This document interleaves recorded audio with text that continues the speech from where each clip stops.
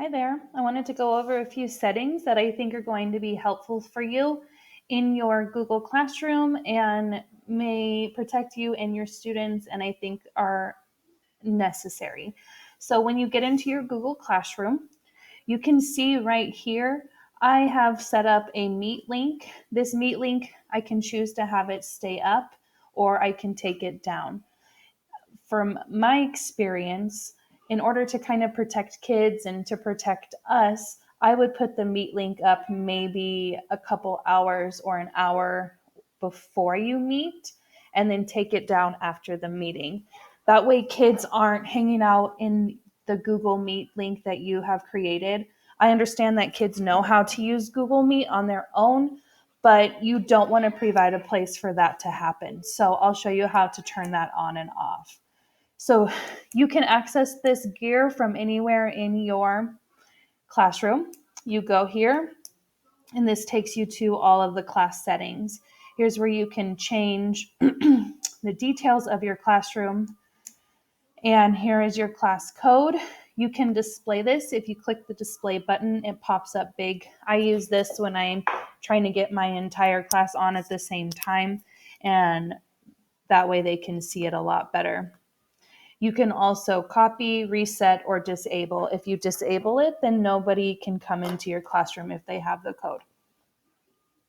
This is another popular one here. The stream. Right now, I have all of my streams open that kids can post and comment on them. Since we're doing distance learning, it's easy for them to communicate to me that way, and then it's easy for me to count it as two-way communication. But if it were during the school year, I do know very many teachers that turn this off. They don't want their students posting things without them there or without having them approve it. So it's just easier to turn it off, at least during the school year when you're in the classroom with each other, and they can just email you for help or they can talk to you right there. You can also kind of change how your stream looks to the students and to yourself.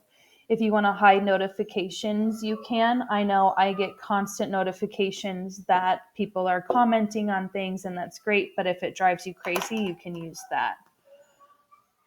You can show the deleted items, but again, I don't know if that's anything that's useful for you. And a lot of kids will have guardians that are set up, and they can, just by clicking this button, guardians will now get a kind of a weekly summary of what you've been doing. If you don't want to do that, that's okay too. But it's another communication piece between you and the parent. Now on to the Meet. What I like about them putting Meet in Classroom is that it's the same Meet link every single time. And I can display it as long as I want. But again, I don't want to keep it displayed because I don't want to create a place where kids can do things. I can't monitor them constantly. So just by clicking this button, you've now taken that Meet away. You can bring it back whenever you want or take it away whenever you want. So these are some settings. I'm not going to get into the grading because I haven't covered grading. I think somebody else is covering it. But these are some of the settings that I think are important to know. And again, will keep you and the students safe.